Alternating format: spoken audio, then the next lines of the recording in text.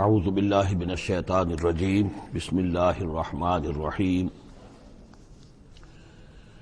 الم تروا ان اللہ سخر لکم ما فی السماوات وما فی الارض واسبغ علیکم نعمہ ظاہرۃ وباطنہ ومن الناس من یجادل فی اللہ بغیر علم ولا ہدی ولا کتاب منیر صدق اللہ العظیم۔ کیا تم نے دیکھا نہیں کہ اللہ تعالیٰ نے تمہارے لیے مسخر کر دیا ہے جو کچھ کے آسمانوں میں ہے اور جو کچھ کے زمین میں ہے؟ یعنی یہ کہ آسمان کے اندر سورج ہے، چاند ہے، یہ سب تمہاری ضرورتیں بہم پہنچانے میں لگے ہوئے ہیں۔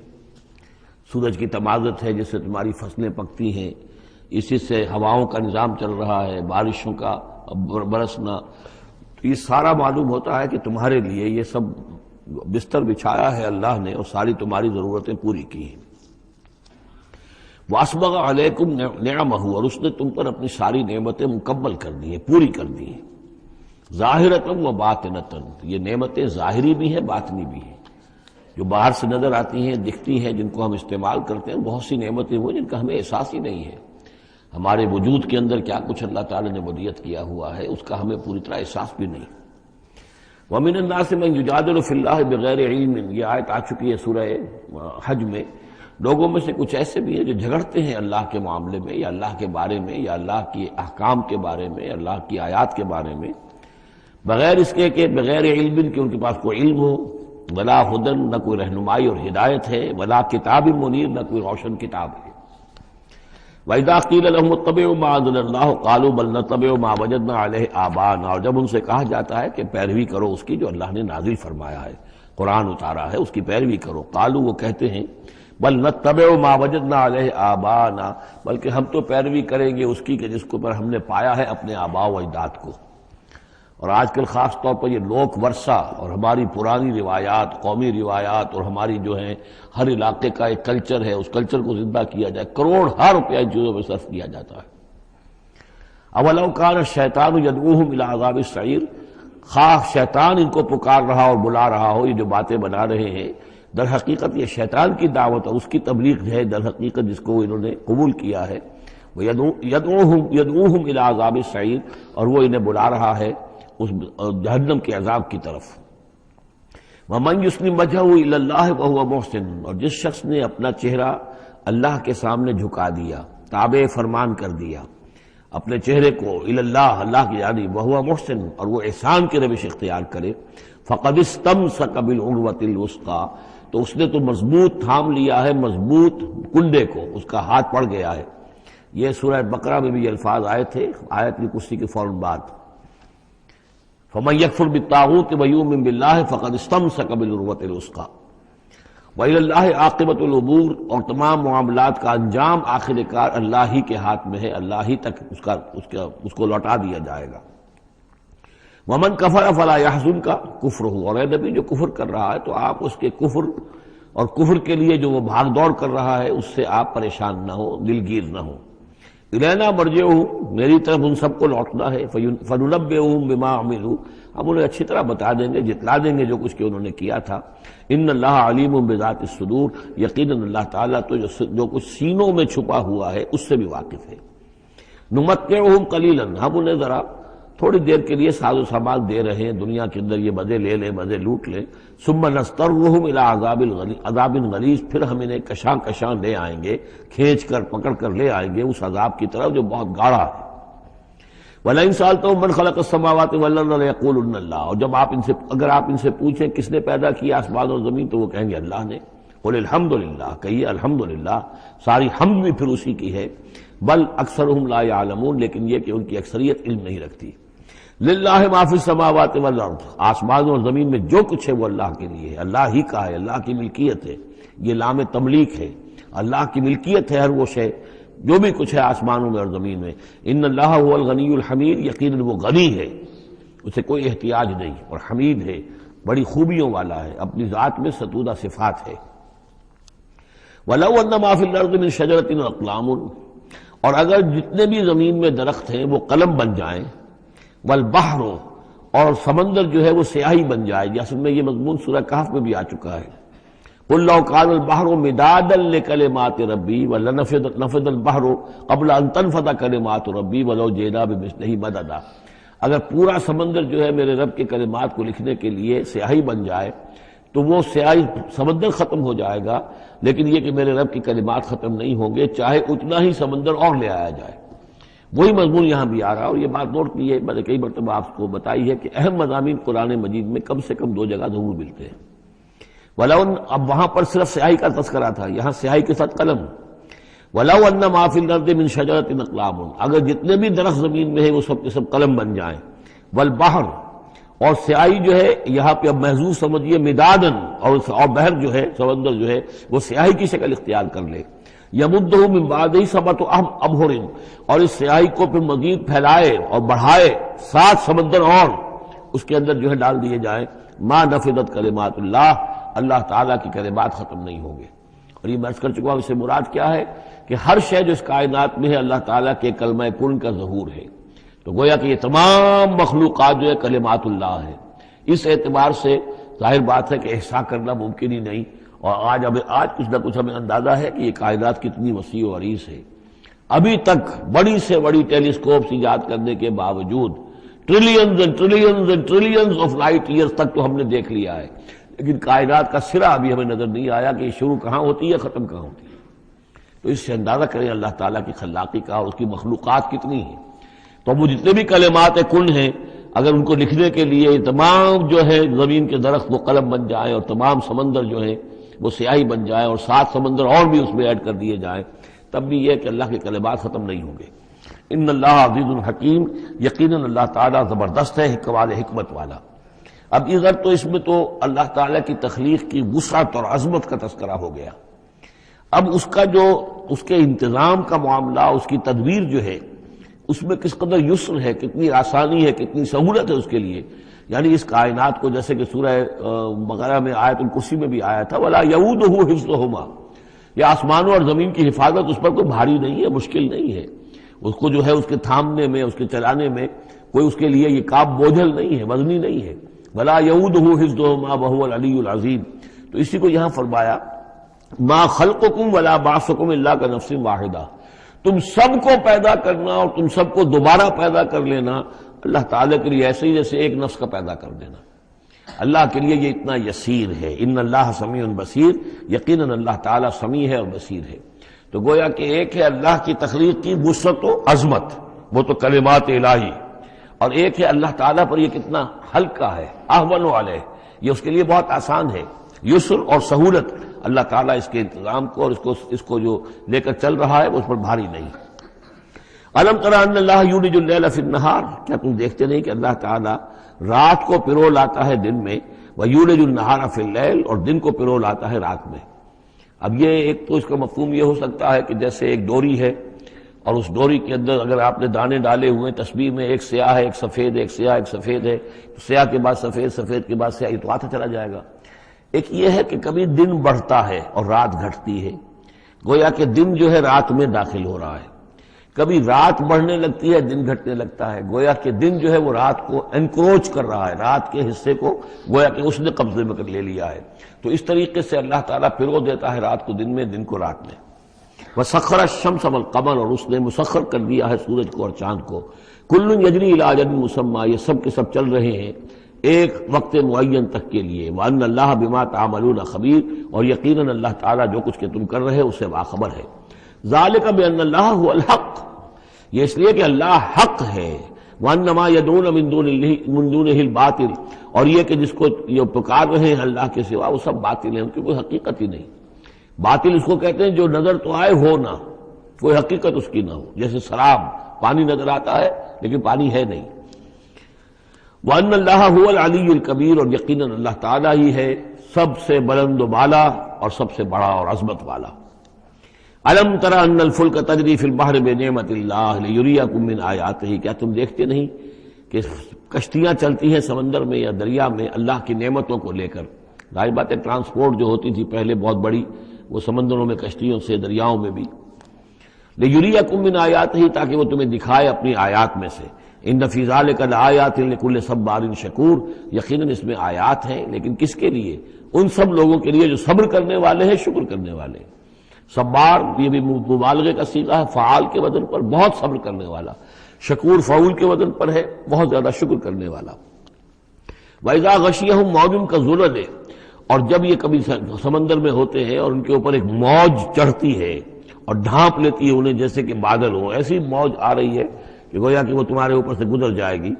دعوا اللہ مخلصین لہ الدین، تو وہ پکارنے لگتے ہیں اللہ کو اسی کے لیے اپنی اطاعت کو خالص کرتے ہوئے۔ فلما نجاہم من البر، اور جب اللہ انہیں نجات دے کر لے آتا ہے خشکی پر، فمنہم مقتصد، تو ان میں سے کچھ وہ لوگ ہیں کہ جو بیچ کی چال پر چلتے ہیں، یعنی یہ کہ اکثر و بیشتر جو ہیں وہ پھر شرک کی راہ اختیار کر لیتے ہیں۔ وما یجحد بآیاتنا الا کل ختار کفور، اور ہماری آیات کا انکار نہیں کرتے مگر وہی جو قول کے جھوٹے ہیں اور ناشکرے ہیں۔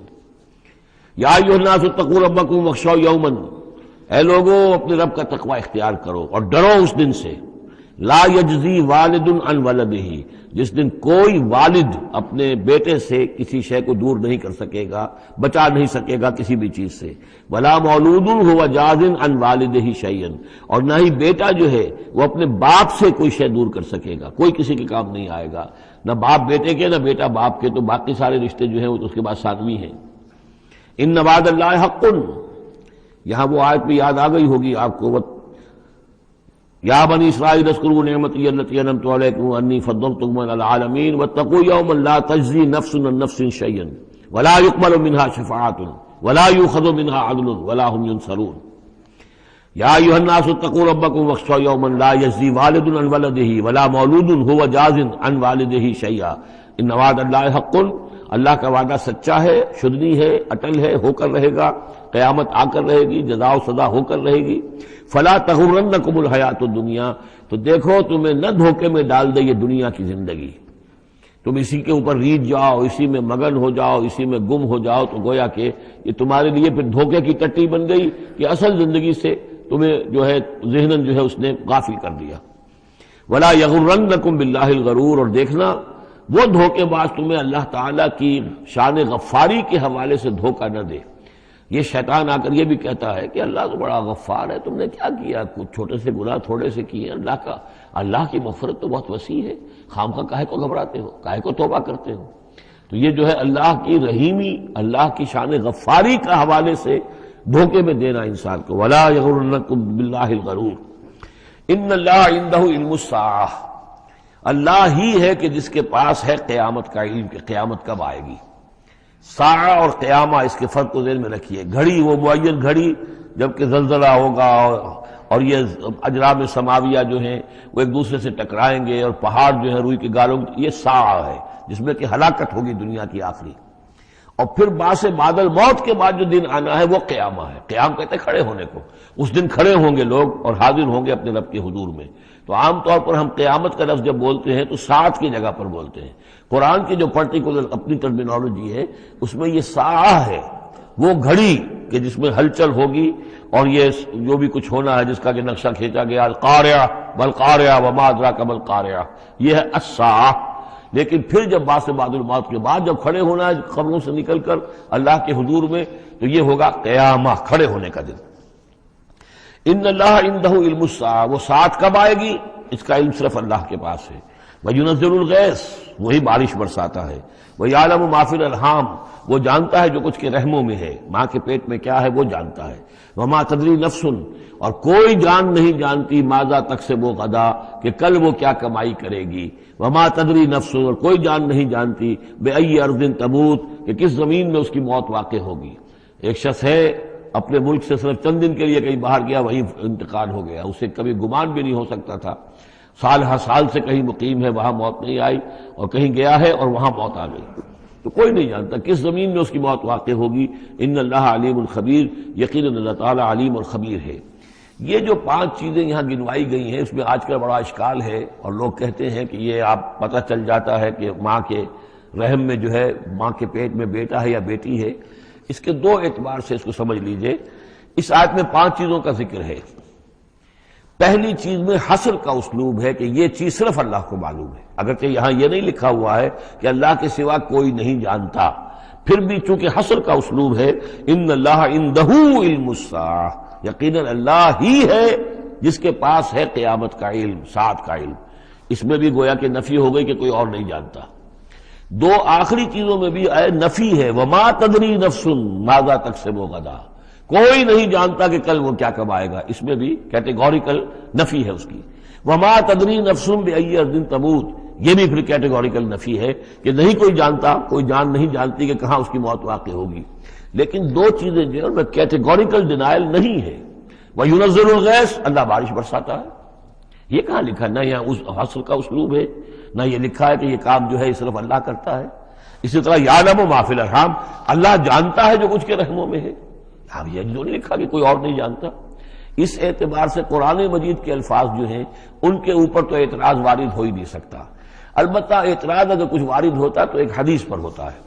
حدیث میں یہ آیا ہے کہ حضرت جبرائیل نے جب پوچھا تھا کہ مجھے قیامت کے بارے میں بتائیے، تو اس میں سے ایک روایت میں یہ الفاظ آئے ہیں کہ فی خمس لا یعلمہن الا اللہ، یہ قیامت کا علم جو ہے یہ تو ان 5 چیزوں میں سے ہے جنہیں اللہ کے سوا کوئی نہیں جانتا، اور وہاں حضور نے یہ ساری چیزیں گنوائی ہیں۔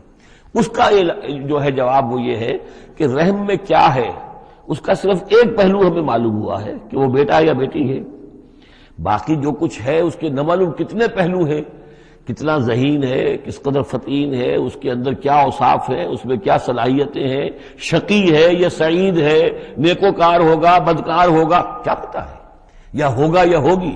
تو اس سے یہ کہ اس کی جو حدیث کا بھی معاملہ ہے اس کی بھی جو ہے اس کی توجیہ موجود ہے، اس پہ کسی گھبرانے کی ضرورت نہیں ہے۔ ان اللہ علیم الخبیر، یقینا اللہ تعالی علیم اور خبیر ہے۔ سورۃ السجدہ، اب یہ سورہ مبارکہ آئی ہے، یہ 3 رکوعوں پر مشتمل ہے اور اس میں بڑا ردم بہت تیز ہے، اور یہ ذہن میں رکھیے گا کہ یہ حضور کی بہت محبوب صورتوں میں سے ایک صورت ہے، اس لیے کہ آپ کا یہ رواج، آپ کا یہ معمول تھا کہ آپ جمعے کے روز صبح فجر کی پہلی رکعت میں اس سورہ سجدہ کی تلاوت فرمایا کرتے تھے۔ تو جن صورتوں کے ساتھ حضور کو خاص طور پر کوئی تعلق خاطر تھا اضافی طور پر، تو اس کا ہمیں اسی سے اندازہ ہوتا ہے کہ نمازوں میں آپ جو زیادہ پڑھتے تھے تو فجر کی نماز جمعے کے دن اس میں بالعموم آپ کا یہ معمول تھا کہ یہ سورہ سجدہ جو ہے پوری 3 رکوع پوری جو ہے وہ پہلی رکعت میں پڑھتے تھے، اور دوسری رکعت کے اندر سورۃ الدہر، یا پھر یہ کہ کبھی کبھی ایسا ہوتا تھا کہ پہلی سورت میں سورہ جمعہ اور دوسری میں سورہ منافقون، وہ 2 رکوعوں کی صورتیں ہیں، لیکن یہ جو ہے یہ صورت خاصی طویل ہے۔ الف لام میم تنزیل الکتاب لا ریب فیہ من رب العالمین، اس کتاب کا اتارا جانا ہے کہ جس میں کوئی شک نہیں، کوئی فریب نہیں، رب العالمین کی طرف سے ہے۔ ام یقولون افتراہ، کیا یہ کہتے ہیں کہ یہ محمد نے خود گھڑ لی ہے صلی اللہ علیہ وسلم، خود لکھ لی ہے؟ بل هو الحق من ربک، نہیں، یہ الحق ہے تیرے رب کی طرف سے۔ لتنذر قوما ما آتاہم من نذیر، تاکہ خبردار کر دیں آپ اے نبی اس قوم کو کہ جس کے پاس کوئی نبی پہلے نہیں آیا، کوئی خبردار کرنے والا نہیں آیا۔ حضرت اسماعیل سے لے کر اور حضرت محمد تک بڑے طویل عرصے تک کوئی نبی اس نسل میں نہیں آیا، اس قوم میں نہیں آیا۔ لعلہم یہتدون، آپ خبردار کریں انہیں شاید تاکہ وہ ہدایت پائیں، شاید کہ وہ ہدایت پائیں، تاکہ وہ ہدایت پائیں۔ اللہ الذی خلق السماوات والارض وما بینہما فی 6 ایام، اللہ وہ ہے کہ جس نے پیدا کیا آسمانوں کو اور زمین کو اور جو کچھ ان دونوں کے مابین ہے 6 دنوں میں۔ ثم استوى علی العرش، پھر وہ متمکن ہو گیا تخت حکومت پر، تخت پر۔ ما لکم من دونہ من ولی، نہیں ہے تمہارے لیے اس کے مقابلے میں من ولی ولا شفیع، یہاں دون کا لفظ جو ہے مقابلے میں، اس کے خلاف، یعنی جب کہ وہ پکڑے تمہیں سزا دینا چاہے تو اس کے اس فیصلے کے کوئی آڑے نہیں آ سکتا، نہ کوئی ولی اور نہ کوئی شفیع۔ افلا تتذکرون، تو کیا تم تذکر نہیں کرتے، سمجھتے نہیں ہو، عقل سے کام نہیں لیتے۔ یدبر الامر من السماء الى الارض، وہ تدبیر کرتا ہے امر کی آسمان سے زمین کی طرف۔ ظاہر بات ہے کہ اللہ تعالیٰ کے جو فیصلے ہوتے ہیں، اور اس میں ایک تو ہے 1000 سال کا ایک نقشہ ہے جو اللہ بناتا ہے، پلاننگ ہے، جو اللہ کا ایک دن ہے، لیکن یہ کہ ہمارے حساب سے جو 1 سال ہے اس کے لیے بھی جو لیلۃ القدر آتی ہے وہ در حقیقت وہ اس سال کا بجٹ سیشن ہے کہ اس 1000 سال میں سے اس سال کے اندر کیا کیا ہونا ہے۔ تو اس طریقے سے اللہ تعالیٰ کا جو عالمی حکومت کا نظام ہے اس میں اس طریقے کی پلاننگ ہے. یدبر الامر من السماء الی الارض، وہ تدبیر کرتا ہے اپنے امر کی آسمان سے زمین کی طرف. فرشتے اترتے ہیں احکام کو لے کر کہ اب یہ کام یہاں پر ہونے ہیں، یہ امپلیمنٹیشن ہونی ہے. ثم یعرج الیہ، پھر وہ چڑھتا ہے اس کی جانب. جب یہ کام ہو گئے تو رپورٹیں جو ہیں وہ اللہ تعالیٰ کی جناب میں پھر پیش ہونے کے لیے جا رہی ہیں. فی یومن، اور یہ سارا معاملہ ہے ایک دن میں. مقدارہ الف سنۃ مما تعدون، جس کی مقدار ہے تمہارے حساب سے جو تم گنتی کرتے ہو تو 1000 برس. اب یہ سورہ حج میں بھی یہ آیت آ چکی ہے، ان یوما عند ربک کالف سنۃ مما تعدون. تیرے رب کا ایک دن جو ہے وہ تمہارے حساب کے 1000 سال کے برابر ہے. اور یہاں پر بھی یہ آ گیا کہ یہ تدبیر امر کے سلسلے میں اس کائنات میں جو بھی اللہ تعالیٰ کا فیصلہ ہوتا ہے تو وہ ہر 1000 سال کے لیے اس کا ایک نقشہ بن جاتا ہے. ذالک عالم الغیب والشہادۃ، وہ ہے، وہ ہستی ہے جاننے والی ہر چھپی چیز کی اور ہر سامنے کی چیز کی. العزیز، جو زبردست ہے، الرحیم، رحم فرمانے والی ہے.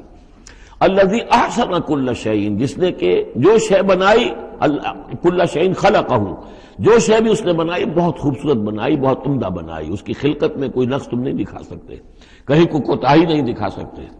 وبدأ خلق الانسان من طین، اور انسان کی تخلیق کا آغاز کیا گارے سے.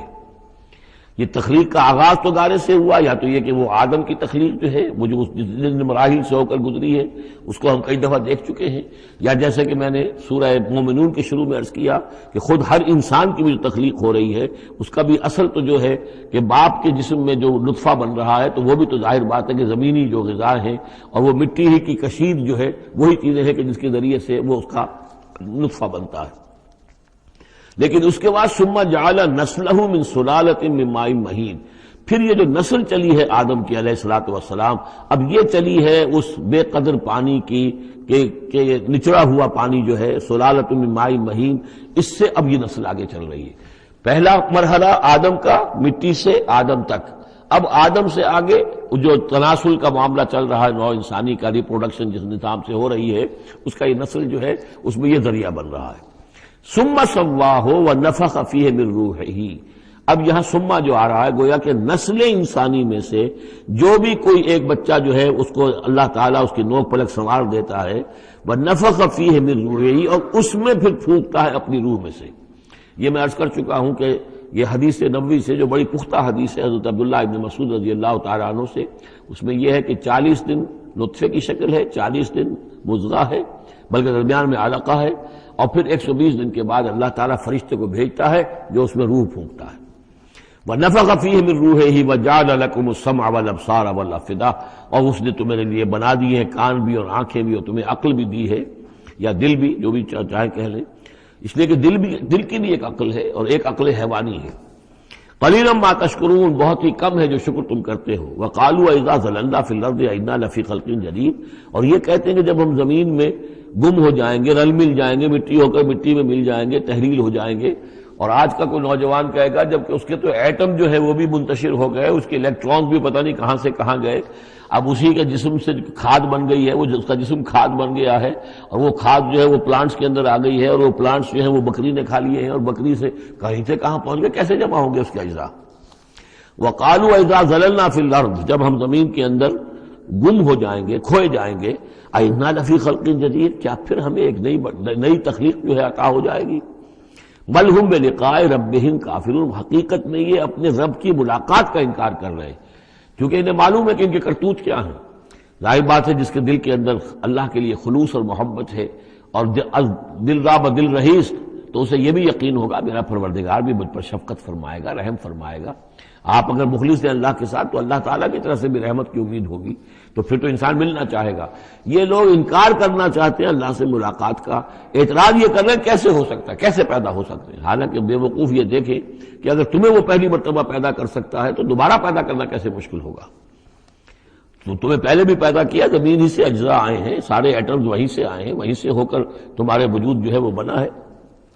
قُلْ يَتَوَفَّاكُم مَلَكُ الْمَوْتِ الَّذِي وُكِّلَ بِكُم، کہہ دیجئے کہ تمہیں قبض کر لے گا وہ فرشتہ جو موت کا فرشتہ ہے، جو تم پر مقرر کر دیا گیا ہے.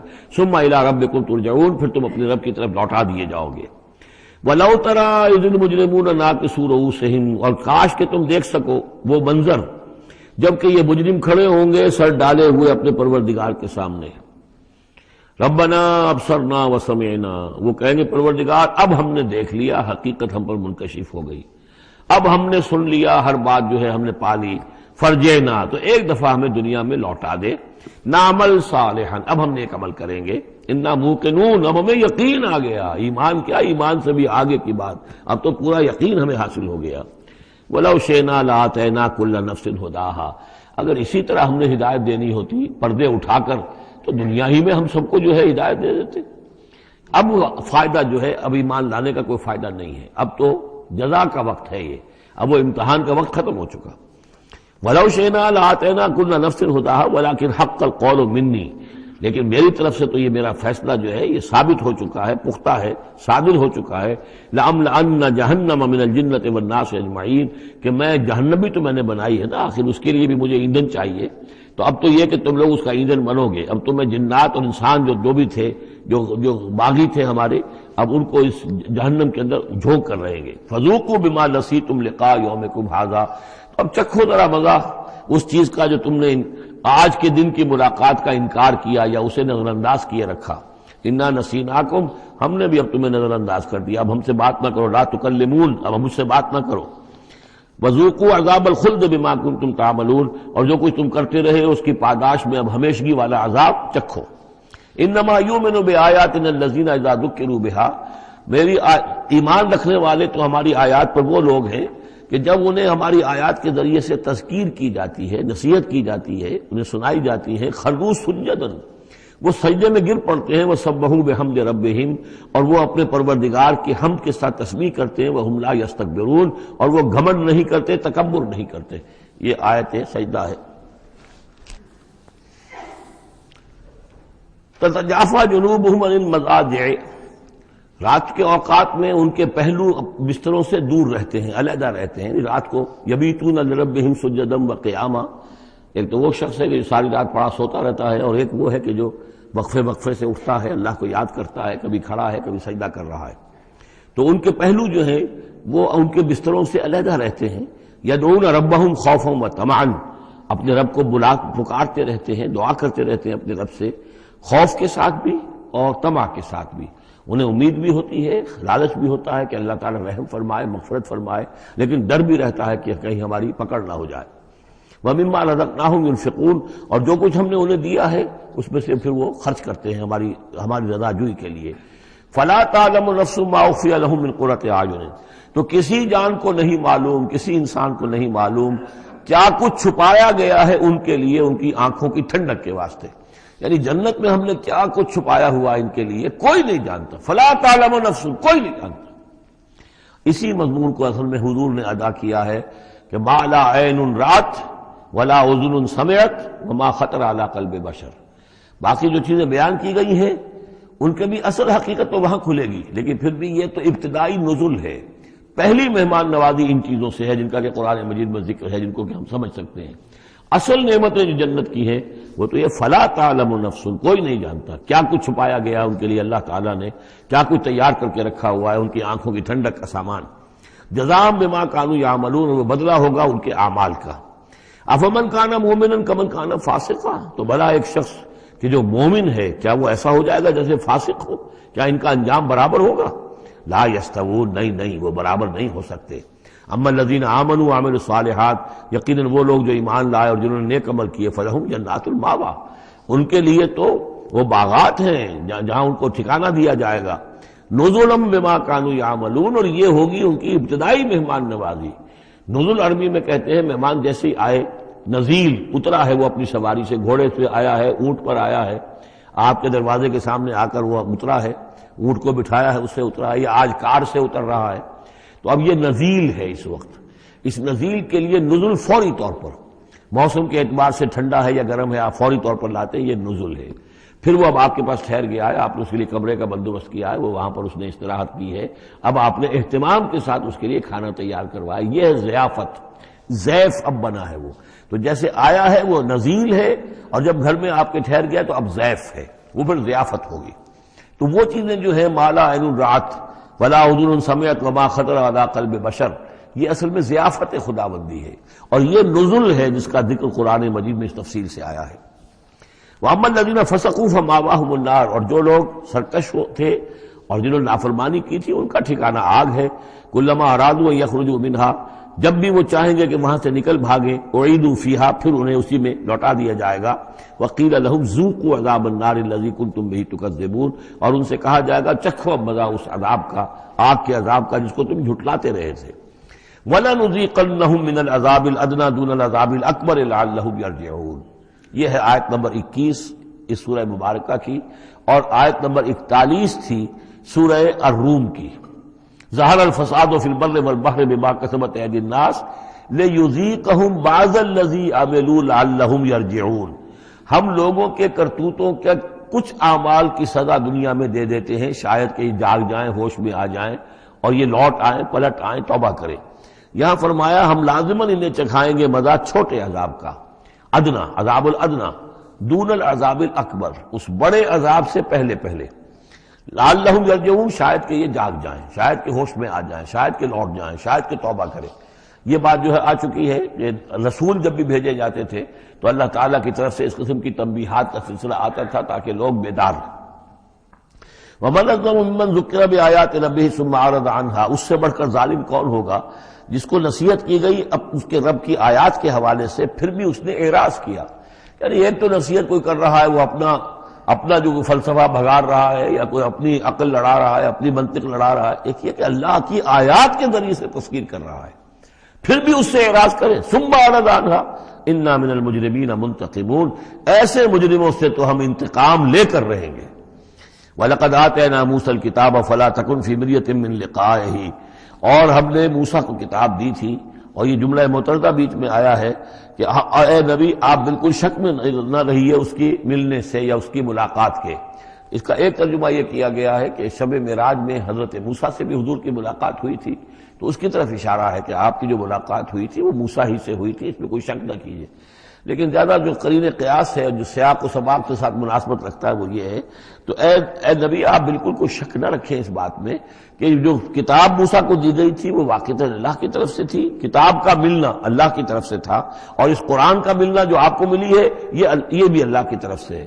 اور حضور سے خطاب کرتے ہوئے بھی در حقیقت یہاں پر روح سخن جو ہے وہ لوگوں سے ہے کہ تم کوئی شک نہ کرو کہ تورات اللہ نے ہی دی تھی حضرت موسیٰ کو، اور قرآن اللہ ہی نے دیا ہے محمد کو صلی اللہ علیہ وسلم۔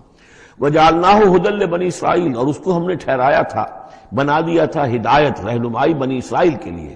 وَجَعَلْنَا مِنْهُمْ أَئِمَّةً يَهْدُونَ بِأَمْرِنَا لَمَّا صَبَرُوا، اور ان میں سے پھر ہم نے ایسے امام اٹھائے، پیشوا اٹھائے، رہنما اٹھائے کہ جو لوگوں کو ہمارے حکم سے وہ ہدایت کرتے تھے، رہنمائی کرتے تھے، تورات کی تعلیم کرتے تھے، تورات سمجھاتے تھے، نیکی کا حکم دیتے تھے، امر بالمعروف و نہی عن المنکر کرتے تھے، لما صبروا، لیکن یہ کام وہ کر سکتے تھے جب خود صبر کی روش اختیار کر لیں۔ اگر آدمی اپنی تمام توانائیاں اور قوتیں زیادہ سے زیادہ عیش، زیادہ سے زیادہ دولت جمع کرنے پر کرے گا تو وقت کہاں سے لائے گا ان کاموں کے لیے؟ اور اس کام کے لیے تو ظاہر بات ہے آپ کو بدی پر کسی کو روکنا ہے، ٹوکنا ہے، نہیں منکر کرنا ہے تو کوئی صبر بھی کرنا پڑے گا، کوئی مصیبت بھی آئے گی، کوئی تکلیف بھی آئے گی، کوئی آپ کو ستائے گا بھی، گالیاں دے گا، اور اگر حکومت کے خلاف آپ نے کوئی بات کہی ہے تو حکومت آپ کو سزا دے گی۔ لہذا صبر کے بغیر یہ کام نہیں ہوتے۔ وَجَعَلْنَا مِنْهُمْ أَئِمَّةً يَهْدُونَ بِأَمْرِنَا، اب ہر شخص کے ہم میں سے یہ خواہش پیدا ہونی چاہیے کہ اللہ تعالیٰ ہمیں بھی، اگر بنی اسرائیل میں سے اللہ تعالیٰ نے بہت سے لوگ ایسے اٹھا دیے جن کی یہ تعریف کی جا رہی ہے، جعلنا منہم ائمۃ یہدون بامرنا لما صبروا، اللہ تعالیٰ ہمیں توفیق دے کہ ہم بھی اس امت مسلمہ میں اسی کام کے کرنے والے بن جائیں تاکہ لوگوں کو خیر کی طرف بلائیں، حق کی طرف دعوت دیں، لیکن اس کے لیے اپنے لیے صبر اختیار کرنا ضروری ہے۔ کم سے کم اپنا جو ہے اسٹینڈرڈ آف لیونگ رکھیں تاکہ یہ کہ ہم اپنا وقت سپیئر کر سکیں، جس کو تبلیغی بھائی کہتے ہیں تفریغ الاوقات، اوقات فارغ نہیں کریں گے اپنے، سارا وقت تو لگا ہوا ہے آپ پیسہ کمانے میں، اس لیے کہ اس کے ایک خاص قسم کا معیار زندگی بنا لیا ہے، اور اس کو مینٹین کرنے کے لیے اب جتنا کچھ آپ کو چاہیے اب دن رات ایک کریں گے تو آپ اپنے اس معیار زندگی کو مینٹین کر سکتے ہیں۔ گویا کہ اب ہم اس معیار زندگی کو پوج رہے ہیں، ہمارے پاس اب وقت ہی نہیں ہے، صلاحیت کہاں لگائیں، کس وقت میں لگائیں، کیا کام کریں۔ لیکن صبر کی روش ہوگی اور پھر قرآن مجید کے ساتھ وہ تعلق ہوگا تو پھر انشاءاللہ تعالیٰ اللہ تعالیٰ نے انسان میں بڑی صلاحیتیں رکھی ہیں، بڑی قوتیں رکھی ہیں، مسجود ملائک بنایا ہے، اللہ کے کریشن کا کلائمیکس ہے، یہ تو اللہ تعالیٰ کی یوں سمجھیے کہ تخلیق کا نقطۂ عروج ہے، تو اس کے اندر صلاحیتیں ہیں. آدمی ارادہ کر لے، ہمت کرے، فیصلہ کر لے، تو پھر یہ کہ اللہ تعالیٰ جو ہے اس کے لیے راستے کھول دیتا ہے. وَجَعَلْنَا مِنْهُمْ أَئِمَّةً يَهْدُونَ بِأَمْرِنَا لَمَّا صَبَرُوا وَكَانُوا بِآيَاتِنَا يُوقِنُونَ. ایک تو یہ کہ صبر کرے اور ہماری آیات کے اوپر پورا یقین ہو. إِنَّ رَبَّكَ هُوَ يَفْصِلُ بَيْنَهُمْ يَوْمَ الْقِيَامَةِ فِيمَا كَانُوا فِيهِ يَخْتَلِفُونَ. یقیناً آپ کا رب فیصلہ کرے گا ان کے مابین قیامت کے دن ان تمام چیزوں میں جن میں یہ اختلاف کر رہے تھے. اولم یہد لہم کما اہلکنا من قبلہم من القرون یمشون فی مساکنہم. کیا ان کے لیے یہ بات کافی نہیں ہوئی ان کی رہنمائی کے لیے، ان کو سبق دکھانے کے لیے کہ ان سے پہلے ہم نے کتنی ہی بستیوں کو اور کتنی ہی نسلوں کو جو ہے ہلاک کیا ہے کہ وہ جو پھرتے تھے اپنی انہی مساکن میں، اپنے شہروں میں، اور ایک مفہوم یہ کہ جن میں اب یہ پھر رہے ہیں، یہ جاتے ہیں اور سمود کی بستیوں کے پاس سے گزرتے ہیں. اور آج ہی بتایا گیا ہے کہ اخبار میں وہ خبر آئی ہے کہ کوئی برطانوی سیاست جو ہے وہ محققین، انہوں نے وہ ڈیڈ سی میں اس کے ساحل کے ساتھ ہی اور پانی کے نیچے وہ آثار موجود ہیں اس شہر کے کہ جس کی طرف حضرت لوط علیہ السلام کو بھیجا گیا تھا.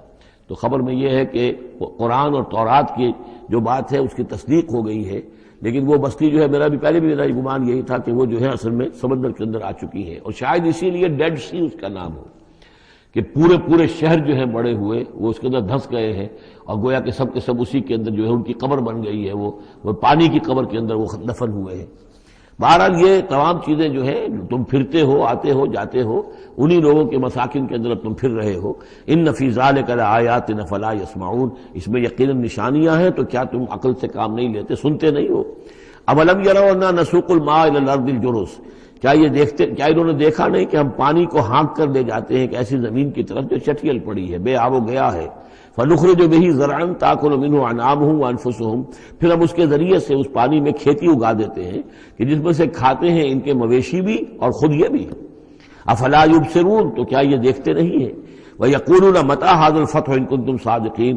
اور وہ یہ کہتے ہیں کب ہوگا یہ فیصلہ، اگر تم سچے ہو تو بتاؤ اے مسلمانوں، یہ قیامت یا عذاب یہ کب آئے گا؟ قُلْ يَوْمُ الْفَتْحِ لَا يَنفَعُ الَّذِينَ كَفَرُوا إِيمَانُهُمْ.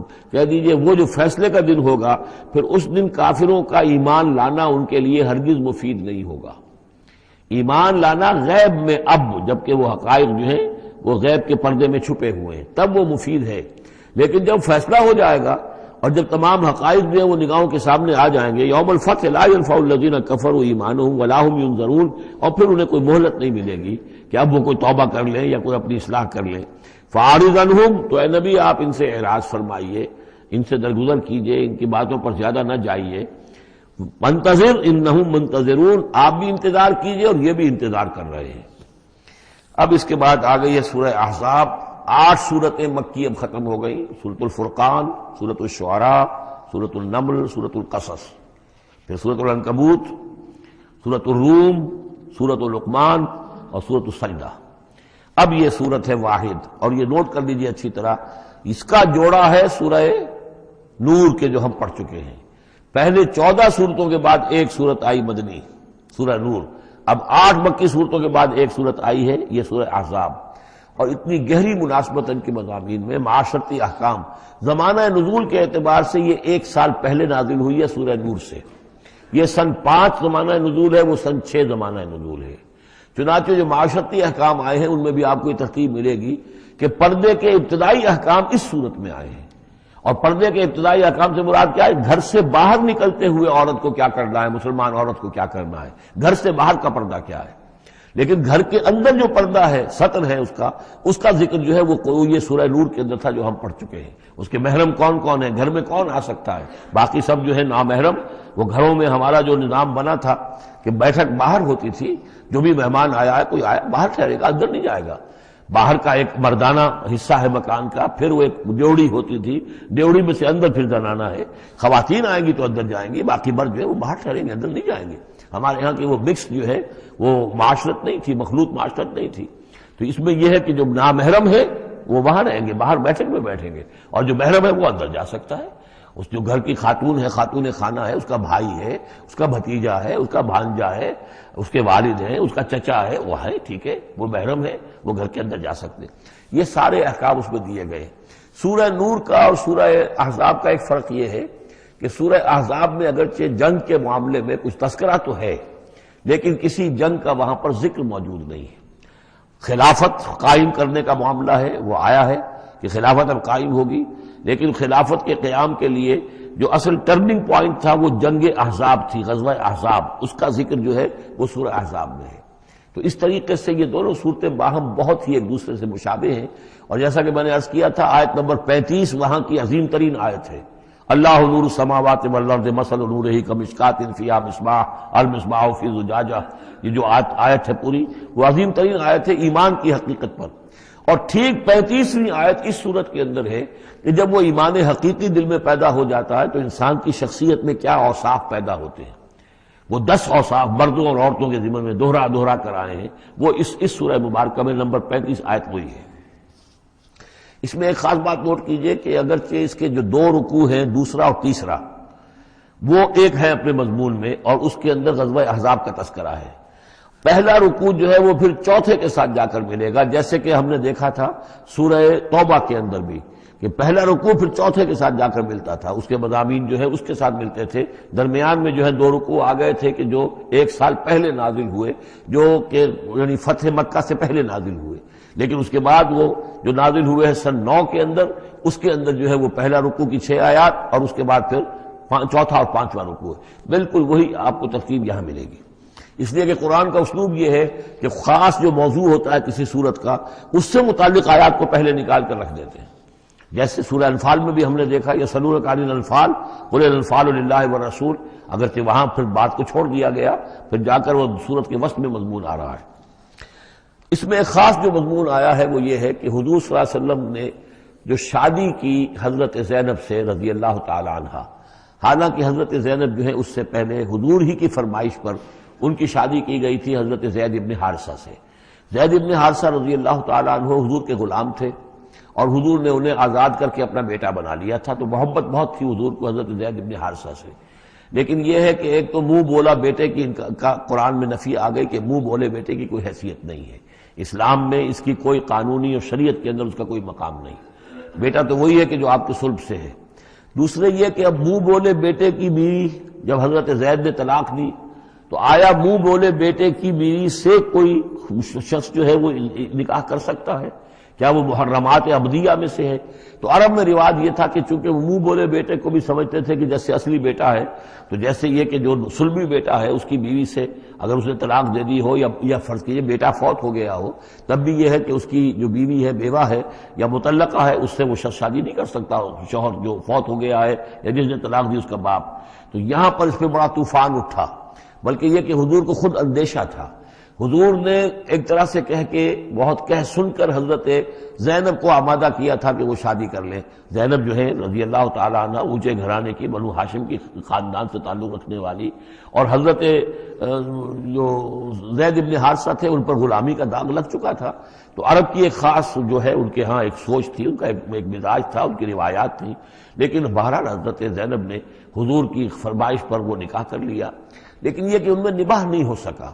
حضرت زینب انہیں ذہناً قبول نہیں کر سکی کہ یہ میرے برابر کا ہے یا میری اس کی حیثیت جو ہے وہ واقعی ایسی ہے، یعنی شوہر کو جس طرح آنکھوں پر بٹھانا چاہیے، شوہر سے جس طریقے سے اس کا ادب ہونا چاہیے وہ نہیں کر سکی حضرت زینب۔ لہذا حضرت زید ابن حارثہ جو ہے متواتر کہتے رہتے تھے کہ حضور ہمارا معاملہ ٹھیک نہیں چل رہا ہے، مجھے اجازت دیجیے کہ میں ان کو طلاق دے دوں۔ حضور روکتے تھے کہ ایک تو میں نے اس کو کہہ سن کر شادی کروائی، وہ تو اس کے لیے آمادہ بھی نہیں تھی، نہ گھر والے آمادہ تھے، لیکن میرے کہنے سے شادی کر لی انہوں نے۔ اب یہ طلاق دیں گے تو طلاق کا داغ لگے گا ان کے اوپر اور صدمہ ہوگا، تو حضور روکتے رہے۔ لیکن شاید یہ بھی دل میں آپ کے خیال تھا کہ اگر خدا نہ خواستہ زید نے طلاق دے ہی دی تو پھر زینب کی دل جوئی اس کے بغیر ممکن نہیں ہوگی کہ میں خود پھر ان سے شادی کروں، لیکن میں کیسے شادی کروں گا جبکہ میں نے تو زید کو اپنا منہ بولا بیٹا بھی کہا تھا، تو اس حوالے سے تو سکینڈل بن جائے گا، اور پورے لوگ جو ہیں دشمن تو موجود ہیں، مارے آستین منافقین بھی موجود تھے، وہ اس کو ایک ایشو بنا لیں گے میرے خلاف۔ یہ ہے پس منظر جو پہلے رکوع میں آ رہا ہے۔ یا ایھا النبی اتق اللہ، اے نبی اللہ کا تقوی اختیار کیجئے، ولا تطع الکافرین والمنافقین، اور کافروں اور منافقوں کی باتیں نہ مانیے۔ میں آپ کو عرض کروں اطاعت امر صرف حکم دینے کو نہیں کہتے بلکہ مشورے کو بھی کہتے ہیں، اور اطاعت صرف کسی کا حکم ماننے کو نہیں کہتے، کسی کی بات کو وزن دینا، توجہ سے سننا، یہ بھی اس میں شامل ہے۔ وَلَا تُطِعِ الْكَافِرِينَ وَالْمُنَافِقِينَ، آپ ان کافروں اور منافقین کی بات کا دھیان نہ کریں۔ ان اللہ کان علیما حکیما، یقیناً اللہ تعالی علیم ہے اور حکیم ہے۔ وَاتَّبِعْ مَا یوحیٰ الیک من ربک، اور پیروی کیجئے اس کی کہ جو آپ کی طرف، آپ کے رب کی طرف سے وحی کی جا رہی ہے۔ ان اللہ کان بما تعملون خبیرا، اور جو کچھ تم کرتے ہو اللہ اس سے واقف ہے۔ وتوکل علی اللہ، اور اللہ پر توکل کیجئے۔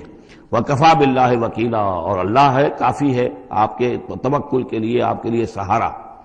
یعنی یہ کہ آپ لوگوں کی جو پروپیگنڈا ہوگا اس کا اندیشہ ہے آپ کو، اس کا بالکل دھیان نہ کیجئے۔ ما جعل اللہ لرجل من قلبین فی جوفہ، اللہ تعالیٰ نے کسی انسان کے دل میں دو دل نہیں رکھے، کسی کے سینے میں، کسی کے پیٹ میں۔ یہاں پہ جوف جو ہے خالی جگہ کو کہتے ہیں، تو سینے کے اندر، کیونکہ یہ کیویٹی کہلاتی ہے، چیسٹ کیویٹی، اور پھر دوسری جو ہے ایبڈومینل کیویٹی ہے، تو اس میں دو دل نہیں رکھے ہیں، مطلب دل ایک ہی ہوتا ہے۔ اسی طریقے سے گویا کہ بات کہی جا رہی ہے، کہنے کو تو ہم کہہ دیتے ہیں کہ دل جو ہے، اور ہمارے دل یکجا ہو گئے ہیں، دل سے دل مل گیا، رہتا تو دل ہی رہتا، ایک ہی رہتا ہے انسان کا اپنا دل۔ لیکن اسی طریقے سے کسی شخص کی دو مائیں نہیں ہوتی، ماں تو وہی ہوتی ہے جس نے اس کو جنا ہے، اور کسی شخص کا بیٹا جو ہے، بیٹا وہی ہوتا ہے جو اس کی صلب سے پیدا ہوا ہو۔ باقی یہ ہے کہ منہ بولا بیٹا جو وہ بیٹا نہیں بن جاتا۔ وما جعل ازواجکم اللائی، اور نہیں اللہ نے بنایا ہے تمہاری ان بیویوں کو، اللائی تظاہرون منہن، کہ جن سے تم زہار کر بیٹھتے ہو۔ یہ زہار کا مضمون سورہ مجادلہ میں آئے گا۔ عربوں میں روایت یہ تھا کہ بہت ناراض ہو گئے، بیوی سے کہہ دیا تم تو میری ماں کی طرح ہو، گویا کہ اب یہ ہمیشہ کے لیے حرام ہو گئے۔ طلاق مغلظ کا بھی مغلظ در مغلظ طلاق ہو گئی، اب وہ کسی طرح بھی اس کے لیے اس سے کوئی تعلق رکھنا جائز نہیں ہے۔ تو یہ زہار جو ہے ماں بنا دیا، کہہ دیا کہ ماں بن گئی تو گویا کہ ماں بن گئی، لیکن اللہ تعالیٰ کے ہاں وہ ماں نہیں بنتی، ماں تو وہی ہے، جیسے کہ فرمایا وما جعل ازواجکم اللائی تظاہرون منہ امہاتہم، جن سے تم زہار کر بیٹھتے ہو، جنہیں تم یہ کہتے ہو کہ تم میری ماں کے مانند یا ماں کی پیٹھ کے مانند ہو میرے لیے، تو وہ اللہ تمہاری مائیں نہیں بن جاتی۔ وما جعل ادعیاکم ابناءکم، نہ تمہارے منہ بولو بیٹوں کو اللہ تعالیٰ نے بیٹا بنایا ہے۔ ذالکم قولکم بافواہکم، یہ تو تمہاری منہ کی باتیں ہیں، منہ سے تم نے وہ جملہ کہہ دیا، تم تو میری ماں کی مانند ہو یا ماں کی پیٹھ کے مانند ہو، اور اسی طریقے سے کہہ دیا تم میرے بیٹے ہو، بیٹا تو وہی ہوگا۔ واللہ یقول الحق، اللہ تعالیٰ حق فرما رہا ہے، وہو یہدی السبیل، اور وہی سیدھے راستے کی طرف ہدایت دینے والا ہے۔ ادعوہم لآبائہم، لوگوں کو پکارا کرو ان کے باپوں کے ساتھ، باپوں کے نام کے ساتھ۔ چنانچہ یہ حکم ہے، اگر آپ نے کسی کو لے لیا ہے، کوئی اپنے بھتیجے کو، بھانجے کو، آپ کے ہاں اولاد نہیں ہے، تو بہت سے مسائل آ جاتے ہیں، لوگ کہتے ہیں کہ میں اپنا نام لکھوا دوں اس کے باپ کی جگہ تاکہ اس کو پتہ نہ چلے، چھوٹے سے بچے کو لے آئے تو اب وہ کیا کہے گا کہ یہ میرے اصل والدین نہیں ہیں، میرے والدین تو وہ تھے، بڑا ہو کر معلوم ہوگا۔ تو ایک یہ سمجھیے کہ سائیکولوجیکل شوق جو پہنچتا ہے، اس سے بچانے کے لیے بعض لوگ سوچتے ہیں کہ ہم اپنا ہی نام درج کروا دیں وہاں پر اور اس کا نام ولدیت اسی کی، لیکن نہیں، یہ حرام مطلق ہے۔ قرآن مجید کا یہ صاف حکم ہے، قول یہ ادعوہم لآبائہم، ان کو پکارو ان کے نام، ان کے باپوں کے نام کے حوالے سے۔ اسی لیے پہلے حضرت زید کو لوگ کہتے تھے زید ابن محمد، اس لیے کہ حضور نے انہیں اپنا بنایا ہوا تھا متبنہ اور منہ بولا بیٹا۔ یہ آیتیں جب نازل ہوئی تو پھر اب وہ رہ گئے زید ابن حارثہ، دوبارہ وہ زید ابن محمد اب نہیں رہے۔ ادعوہم لآبائہم هو اقسط عند اللہ، یہی زیادہ مبنی بر انصاف ہے اللہ کے نزدیک۔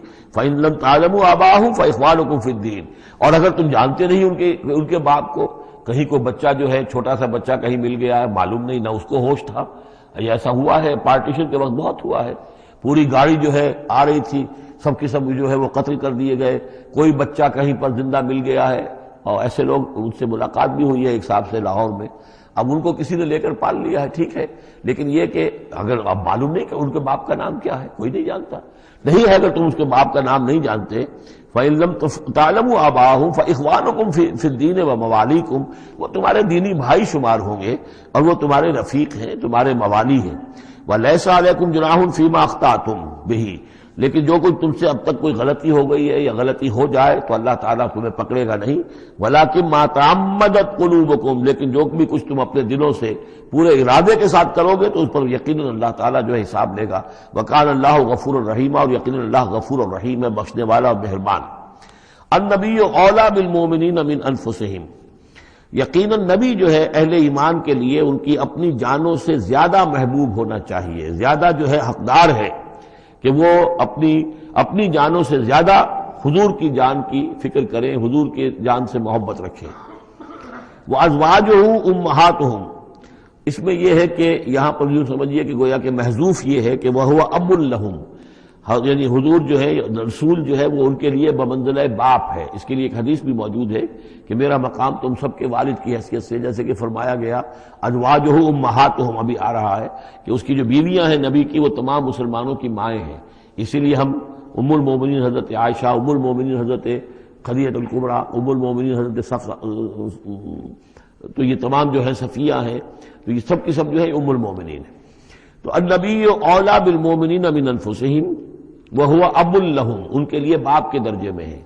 بلکہ یہ کہ یہ بعض جو ابتدائی قاری تھے وہ تو اس کے ساتھ پڑھتے بھی تھے اس کو، وَأَزْوَاجُهُ أُمَّهَاتُهُمْ، اور اس کی بیویاں جو ہے وہ ان کی ماؤں کا درجہ رکھتی ہے۔ وَأُولُو الْأَرْحَامِ بَعْضُهُمْ أَوْلَىٰ بِبَعْضٍ فِي كِتَابِ اللَّهِ، باقی یہ ہے کہ جو رحمی رشتے ہیں، جو سگے بہن بھائی ہیں، رحمی جن کے رشتے ہیں، وہ اللہ کی کتاب میں، شریعت میں وہ ایک دوسرے سے قریب تر ہیں۔ یہ الفاظ آ چکے ہیں سورہ انفال کی بھی آخری آیت کہ جو اپنے بھائیوں کے ساتھ جو بھی بھلا سلوک کرو۔ انصاری اور مہاجر بھائی بن گئے تھے، انہوں نے اپنی زندگی میں اپنے گھر تقسیم کر دیے یا اپنی دکانیں تقسیم کر دی، وہ ٹھیک ہے۔ زندگی میں جو بھی تم چاہو، الا ان تفعلوا الی اولیاءکم، تم اپنے بندوں کے ساتھ جو خیر بھی کرنا چاہو اپنے بھائیوں اور دوستوں کے ساتھ کرو، لیکن وراثت میں ظاہر بات ہے منہ بولے بھائی کا کوئی حصہ نہیں، منہ بولا بیٹے کا کوئی حصہ نہیں۔ اور وہ جو بنا دیے گئے تھے انصاری اور مہاجر آپس میں بھائی، وہ بھائی چارہ جو ہے وہ بھی وراثت کے اندر نہیں چلے گا۔ وراثت جو ہے وہ تو جو اصل رحمی رشتے ہیں انہی میں ہے۔ وَأُولُو الْأَرْحَامِ بَعْضُهُمْ أَوْلَىٰ بِبَعْضٍ فِي كِتَابِ اللَّهِ مِنَ الْمُؤْمِنِينَ وَالْمُهَاجِرِينَ، اہل ایمان اور مہاجرین، ان سب کا معاملہ یہی ہے۔ إِلَّا أَن تَفْعَلُوا إِلَىٰ أَوْلِيَائِكُمْ مَعْرُوفًا، ہاں تم اپنے دوستوں کے ساتھ کوئی نیک سلوک کرو، بھلائی کرو، ان کو کچھ اپنے زندگی کے اندر تم اگر کچھ ہبہ کرنا چاہتے ہو ہبہ کر سکتے ہو، یہ سارے کام ہو سکتے ہیں، لیکن قانون اور شریعت اور وراثت اس میں ان کا کوئی حصہ نہیں۔ کان ذالک فی الکتاب مستورا، یہ تمام چیزیں جو ہے کتاب میں پہلے سے لکھی ہوئی ہیں۔ اس لیے بھی کہ یہ چیزیں جو آ چکی ہیں، وہ تو یہ کہ تورات میں بھی ہوں گی، لیکن سورہ نساء میں بھی یہ باتیں آ چکی ہیں، اسی طریقے سے سورہ انفال میں بھی آ چکی ہیں۔ وَإِذْ أَخَذْنَا مِنَ النَّبِيِّينَ مِيثَاقَهُمْ، اور ذرا یاد کرو جب کہ ہم نے لیا تھا انبیاء سے ایک میثاق۔ یہ آل عمران میں ہم پڑھ چکے ہیں، 81 اور 82 نمبر 81 82 آیات ہیں یہ، اس میں ہم نے میثاق لیا تھا، میثاق النبیین، وَمِنْکَ وَمِن نوح، آپ سے بھی لیا تھا اور نوح سے بھی لیا تھا، وَإِبْرَاہِیمَ وَمُوسَىٰ وَعِیسَىٰ ابْنَ مریم، اور ابراہیم سے اور موسیٰ سے اور عیسیٰ ابن مریم سے، وَأَخَذْنَا مِنْهُم مِيثَاقًا غَلِيظًا، اور ان سب سے ہم نے بڑا گاڑا قول و قرار لیا تھا، میثاق لیا تھا۔ یہ ذکر ہو چکا ہے سورہ آل عمران میں۔ اور یہاں بھی نوٹ کیجئے، اگر ہم یہ نہ مانیں کہ یہ ارواح کا معاملہ ایک علیحدہ وجود ہے اور یہ پہلے پیدا کر دیے گئے تھے، تو میثاق کب لیا گیا؟ ان سب کو کیسے جمع کیا گیا؟ وہ تو ایک میثاق الست جو ہے تمام ارواح سے لیا گیا، الست بربکم۔ پھر ان میں سے جو وہ تھے جنہیں نبوت ملنے والی تھی، روح محمدی بھی موجود تھی اور روح ابراہیم بھی تھی، روح عیسیٰ بھی تھی، یہ ساری ارواح تھی، ان سے پھر ایک ایڈیشنل جو میثاق لیا گیا۔ وہ ظاہر بات ہے کہ جب تک کہ آپ روحانی وجود کا علیحدہ سے ہونا اس کو تسلیم نہیں کرتے، تو قرآن مجید کے سارے مضامین جو ہیں پھر کہیں گے استعارہ ہے، تو استعارہ رہ جائے گا، پھر کوئی حقیقت ثابت نہیں رہے گی۔ لِيَسْأَلَ الصَّادِقِينَ عَنْ صِدْقِهِمْ، تاکہ اللہ تعالیٰ پوچھ لے سچوں سے ان کے سچ کے بارے میں، اور گویا کہ آگے محذوف ہے وَالْكَاذِبِينَ مِنْ كِذْبِهِمْ، اور جو جھوٹے ہیں ان سے ان کے جھوٹ کے بارے میں سوال کر لے، تاکہ اللہ تعالیٰ پوری طرح پوچھ گچھ کر لے سچوں سے ان کے سچ کے بارے میں۔ وَعَدَّ لِلْكَافِرِينَ عَذَابًا أَلِيمًا، اور یقیناً اس نے کافروں کے لیے ایک بہت دردناک عذاب تیار کیا ہوا ہے۔ یہ پہلا رکوع یہاں پر ختم ہو گیا، یہ 8 آیات کا ہے۔ اس کے بعد اب یہ مضمون چلے گا 2 رکوعوں کے بعد چل کر، دوسرے تیسرے کے بعد چوتھے رکوع کے ساتھ۔ ابھی یہ صرف اس کی تمہید ہے کہ اے نبی آپ ان کافروں کا اور منافقین کا کوئی سکینڈل بن جائے گا، کوئی یہ ہو جائے گا، کوئی وہ ہو جائے گا، اس کو اپنے ذہن سے بالکل نکال دیجئے۔ جو اللہ کا حکم ہے اس کے اوپر عمل کیجئے۔ آپ کے لیے وہ نکاح کرنے میں قطعاً کوئی قباحت نہیں ہے، اور اللہ تعالیٰ نے تو گویا کہ آپ کو حکم دے دیا، اس لیے کہ وہ آ جائے گا کہ ہم نے تو وہ شادی آپ کی کر دی ہے، ہمارے حکم سے یہ حضرت زینب کے ساتھ آپ کا نکاح جو ہے طے پا چکا ہے۔ اس کے بعد 2 رکوع جو ہے ان میں ذکر ہو رہا ہے غزوہ احزاب کا۔ ہمارے پاس چند منٹ ہے تو غزوہ احزاب کا جو تاریخی پس منظر ہے وہ میں بیان کر دیتا ہوں، باقی اس سے آگے ہم پڑھیں گے انشاءاللہ تعالی کل۔ یہ غزوہ ہوا ہے سن 5 میں، اور اس کے لیے جو ہے بڑا اہتمام ہوا ہے۔ سب سے پہلے تو یہ کہ بنو نذیر جو نکال دیے گئے تھے مدینے سے، اور وہ پھر جا کر خیبر وغیرہ میں آباد ہو گئے تھے، اب انہیں مدینے کی یاد آتی تھی، انہیں ستاتی تھی یاد مدینے کی، وہ واپس آنا چاہتے تھے، وہ چاہتے تھے کہ مسلمانوں سے انتقام لیں۔ تو انہوں نے پھر یہ ہے، اور اس میں خاص طور پر وہ ابو عامر راہب جس کا تذکرہ ہم پڑھ چکے ہیں سورہ توبہ کے اندر، انہوں نے جو ہے بڑی محنت کر کے ایک طرف قریش کو آمادہ کیا کہ وہ حملہ کریں، دوسری طرف یہ ہے کہ جو نجد کے قبائل تھے غطفان وغیرہ ان کو آمادہ کیا۔ تو یہ ایک گویا سمجھیے کہ متحدہ محاذ بن کر ایک گرینڈ آرمی جو ہے وہ آئی، 12,000 کی فوج، جو عرب میں یوں سمجھیے کہ یہ کوئی انہونی سی بات تھی کہ کوئی اتنی بھی قوت، وہ شمال سے بھی آئے، جنوب سے بھی آئے، اور مغرب سے بھی آئے، مشرق سے بھی آئے۔ اس کا نقشہ تو بعد میں جب ہم پڑھیں گے تو کھل جائے گا۔ اب انہوں نے آ کر گھیر لیا مدینے کو، محاصرہ کر کے پڑ گئے۔ اتنی بڑی فوج حضور کے پاس کل اس وقت جو تعداد بنتی تھی 3,000 کی تھی مدینے کے اندر، جن میں کہ منافقین بھی تھے۔ اور دوسری یہ کہ عقب میں وہ بنو قریظہ بھی موجود تھے، ایک قبیلہ بڑے طاقتور قبیلہ تھا، بڑا قبیلہ تھا، ان کی گڑھیاں تھیں، ان کے قلعے تھے، وہ موجود تھے۔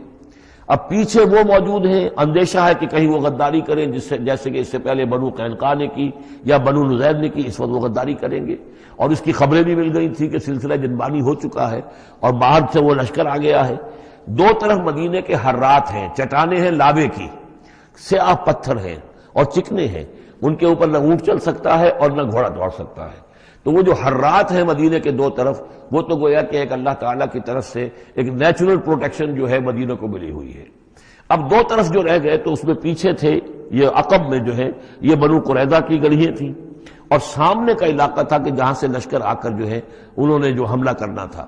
تو پھر حضرت سلمان فارسی کے مشورے پر جب یہ مشورہ کیا حضور نے کہ اب اس طرح کیا کیا جائے، اتنا بڑی فوج آ گئی ہے، تو انہوں نے پھر بتایا کہ ہمارے ہاں یہ ایران میں یہ رواج ہے کہ جب اس طرح کی سچویشن ہو تو کھلے میدان میں جا کر لڑنے کی بجائے ہم خندق کھود لیتے ہیں، تاکہ اس خندق کے اندر سے ہو کر پھر یہ ہے کہ جو بھی چھلانگ مار کے آئے گا خندق میں سے اس کو عبور کر کے آئے گا تو ان کے ساتھ مقابلہ کرنا آسان ہے، ایک ایک کر کے آئیں گے، 10 آئیں گے، ایک دم پورا لشکر جو ہے دوڑ کر جو ہے کیولری ان کی جو ہے گھوڑے دوڑا کر تو نہیں آ سکتے۔ تو اس حوالے سے پھر خندق کھودی گئی۔ بہت ہی یعنی رسد کم تھا، فاقے لوگوں کو ہو رہے تھے، 2 3 دن کے کھانے کو کچھ نہیں ملا، سردی شدید تھی۔ اس موسم میں پھر طے ہوا کہ خندق کھودو، تو مسلمان خندق بھی کھود رہے تھے، اور اسی دوران یہ خبر بھی مل گئی کہ بنو قریظہ بھی بغاوت پر اور بدعہدی پر آمادہ ہیں۔ یعنی ہر اعتبار سے یہ سمجھ لیجئے کہ اللہ تعالیٰ نے اہل ایمان کے صبر اور امتحان کے لیے ایک بہت ہی سخت خوفناک صورت پیدا کر دی۔ اگرچہ اس کے بعد ہوا کیا، اس میں یہ ہے کہ ایک حضرت نعیم تھے ابو مسعود الاشجعی، نعیم بن ابن مسعود اشجعی، انہوں نے ایک بڑی تدبیر کی، حضور سے آ کر اجازت بھی دی۔ اشجعی قبیلے کے تھے، وہ باہر کے تھے، مدینے کے نہیں تھے، کہ حضور اگر آپ مجھے اجازت دیں تو میں ان کے مابین کچھ آپس میں بد اعتمادی پیدا کر دوں۔ بنو قریظہ کے پاس گئے کہ دیکھو تم یہاں رہتے ہو، یہ تو باہر سے آئے ہیں، فرض کریں چلیے آپ یہ سمجھتے ہیں کہ وہ جیت جائیں گے اور محمد اور ان کے ساتھیوں کو تم ختم کر دو گے، لیکن یہ بھی سوچو کہ اگر برعکس ہو گیا 10%، 20%، 30% کوئی امکان ہے کہ نہیں، تو تم کیا کرو گے؟ تمہیں تو یہاں رہنا ہے، پھر محمد کے ساتھ پھر تمہارا معاملہ ہوگا، اور ہو سکتا ہے کہ وہ چھوڑ کر چلے جائیں پھر۔ تو تم ایسے کرو کہ ان سے مانگو کہ کچھ لوگ ہاسٹیجز تمہیں دیں اپنے، تاکہ ان کو یقین یہ رہے، تمہیں یقین رہے کہ وہ اپنے وعدے سے پھریں گے نہیں، جو بھی وعدہ انہوں نے کیا ہے تمہارے ساتھ مدد کرنے کا، اور تمہارا جو اندر سے تم مسلمانوں پر حملہ کرو گے تو جو کچھ بھی ان کے وعدے وہ پورے کریں گے۔ انہوں نے کہا بات تو ٹھیک ہے، یہ نعیم جو کہہ رہا ہے یہ بات صحیح ہے۔ تو انہوں نے وہ مطالبہ کیا ان سے، قریش سے، اور وہ جو لشکر باہر پڑے ہوئے تھے 12,000 کے، کہ آپ اپنے کچھ آدمی ہمارے پاس بھیجیے تاکہ ہمیں اعتماد رہے، ہمارے پاس وہ رہیں گے ہاسٹیجز کی حیثیت سے، کہ ہمیں یقین رہے کہ آپ اپنی بات پوری کریں گے۔ ادھر سے جا کے ان سے کہا کہ وہ تم ان کے اوپر کیسے اعتماد کر رہے، وہ تو تمہارے اوپر اعتماد ہی نہیں کرتے، تم سے آدمی مانگ رہے ہیں۔ اور اس طریقے سے ان کے مابین جو ہے وہ ایک فرکشن پیدا کر دی، بد اعتمادی پیدا کر دی۔ ایک تو یہ تدبیر ہوئی، دوسرے یہ کہ سب سارے امتحان پورا ہو گیا اور دودھ کا دودھ پانی کا پانی جدا ہو گیا، اہل ایمان بھی ثابت ہو گئے، ثابت قدم یہ لوگ ہیں، اور منافقین کا بھی جو خب سے باطن تھا ان کی زبانوں پر آ گیا، اور معلوم ہو گیا کہ ان کے دلوں کے اندر نفاق ہے۔ پھر اللہ تعالیٰ نے ایک تیز آندھی بھیجی، وہ آندھی ایسی آئی، جھکڑ ایسا آیا کہ وہ لشکر جو تھا اس کے خیمے اڑ گئے، جہاں دیگیں چڑھی ہوئی تھی چولہوں کے اوپر آگ لگ گئی اور اس سے ایک افراتفری پیدا ہوئی جس کے نتیجے میں وہ لشکر انہوں نے اپنا وہاں سے کیمپ اٹھایا اور چلے گئے. باقاعدہ کوئی بڑی لڑائی کی کوئی شکل پیدا ہی نہیں ہوئی، لیکن اللہ نے بس امتحان جو ہے ایک شریر مسلمانوں کا لے لیا. اب اس کے بارے میں انشاءاللہ تعالی کل ہم اس کا مطالعہ کریں گے. بارک اللہ لی و لکم فی القرآن العظیم ونفعنی وإیاکم بالآیات والذکر الحکیم.